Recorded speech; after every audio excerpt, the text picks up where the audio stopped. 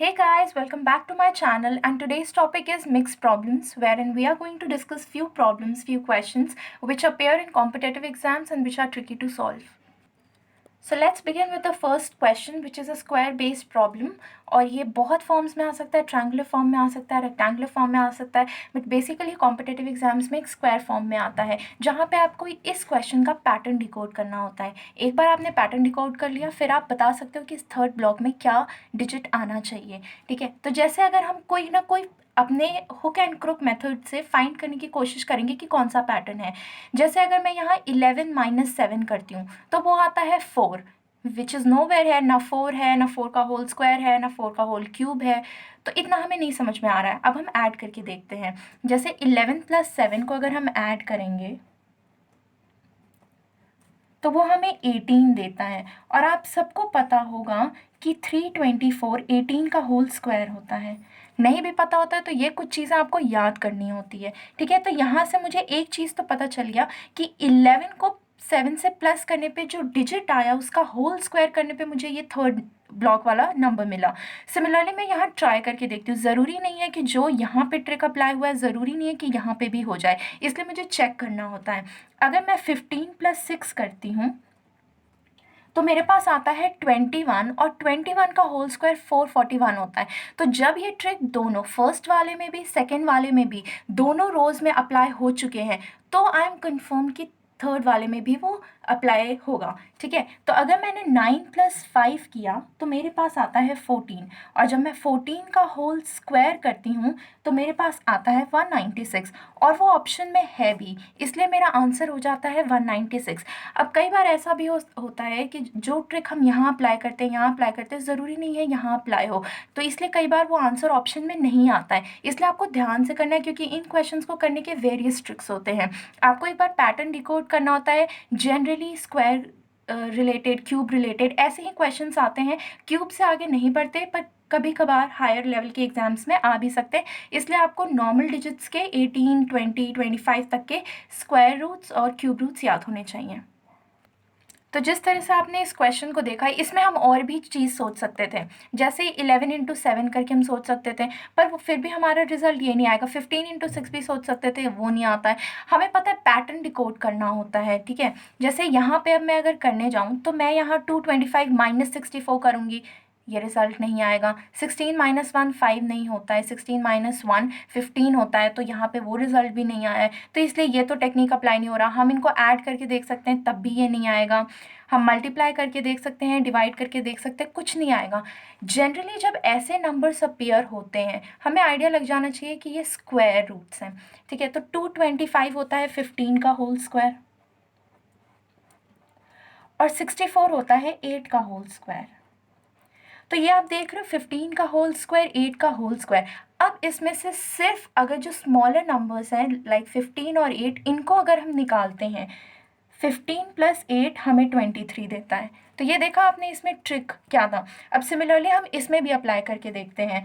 हमने देखा 16 इज़ 4 का होल स्क्वायर एंड 1 इज़ 1 का होल स्क्वायर। 1 का होल स्क्वायर, स्क्वायर रूट सब कुछ 1 ही होता है। अब यहाँ अगर मैं 4 + 1 करूँगी तो वो मेरे को 5 देता है। तो यहाँ आपने देखा कि ये दोनों ट्रिक्स इन दोनों के लिए काम कर रहे हैं। तो यहाँ पे भी हम करके देखते हैं। 49 7 का स्क्वायर रूट होता है, 81 9 का होता है। अब अगर मैं 7 + 9 करती हूँ तो मेरे पास आता है 16। सो आप देख रहे हो यहाँ पे आंसर ऑप्शन में 16 है, तो आप डायरेक्ट मार्क कर सकते हो। बस ट्रिक को आपको डिकोड करना होता है। नेक्स्ट क्वेश्चन देखते हैं, जो कि है डायरेक्शन बेस्ड प्रॉब्लम्स, और ये भी काफ़ी इंटरेस्टिंग क्वेश्चंस होते हैं। तो question is, a man goes 8 kilometres north and runs right 6 kilometres, the distance covered is. ठीक है, तो एक मैन है, मूव्स 8 किलोमीटर्स नॉर्थ, तो नॉर्थ इज अपर डायरेक्शन, तो इसलिए मैं अपर डायरेक्शन में अपना एरो हेड बनाती हूँ। उसके बाद रन 6 किलोमीटर राइट, जब वो यहाँ पे था और अगर वो अपने राइट मूव करेगा तो वो अपने राइट हैंड डायरेक्शन में मूव करेगा, इसलिए वो इस तरफ आएगा। तो सिमिलरली आप देख रहे हो कि ये उसका इनिशियल पोजीशन था। यहाँ से वो 8 किलोमीटर्स नॉर्थ डायरेक्शन में गया, फिर वो राइट में टर्न कर रहा है। राइट में टर्न कर रहा है तो राइट में हमारे पास ईस्ट होता है, उसने ईस्ट डायरेक्शन में टर्न किया 6 किलोमीटर्स।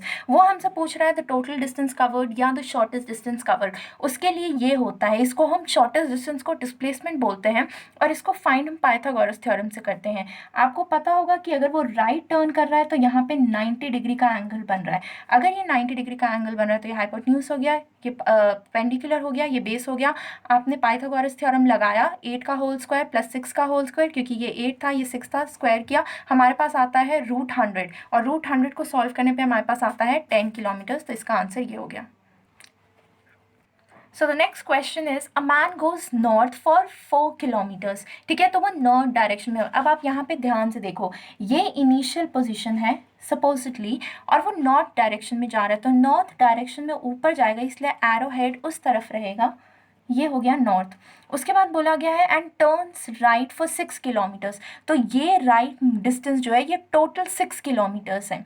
ठीक है, अभी यहाँ पे 3 और 3 हुए नहीं है, अभी वो टोटल 6 है। ये पूरा आप मान सकते हो कि ये पूरा 6 किलोमीटर्स है। उसके बाद and then turns 4 kilometres toward north. ठीक है, तो ये दोबारा यहाँ पे नॉर्थ डायरेक्शन में मूव करता है 4 किलोमीटर्स। ठीक है, अब हमसे पूछा है द डिस्टेंस कवर्ड इज। आपको बस एक चीज़ याद रखना है कि जो भी इनिशियल पॉइंट है और जो भी फाइनल पॉइंट है, जैसे इस इंसान का फाइनल पॉइंट यहाँ पे है, इनिशियल पॉइंट यहाँ पे है, तो जो भी इनिशियल और फाइनल पॉइंट है उसके बीच का डिस्टेंस, उसके बीच आपने एक स्ट्रेट लाइन बनानी होती है। यहाँ पे एक स्ट्रेट लाइन हमने बना दिया। अब हमें वो डिस्टेंस फाइंड करना है। अगर हमें ये डिस्टेंस फाइंड करना है तो अगेन हमें इसे 2 ट्रायंगल्स में ब्रेक करना होगा। अब वो हम कैसे ब्रेक कर सकते हैं, ये टोटल डिस्टेंस 6 किलोमीटर्स था, तो हम मान लेते हैं कि वो मिड पॉइंट पे लाई कर रहा है। मान लेते हैं क्या ज्योमेट्रिकली भी वो मिड पॉइंट पे ही लाई करेगा, तो ये हो जाएगा 4 और ये 6 था। अगर 6 को आप डिवाइड करोगे तो 3 और 3 होगा, तो ये 3 और ये 4।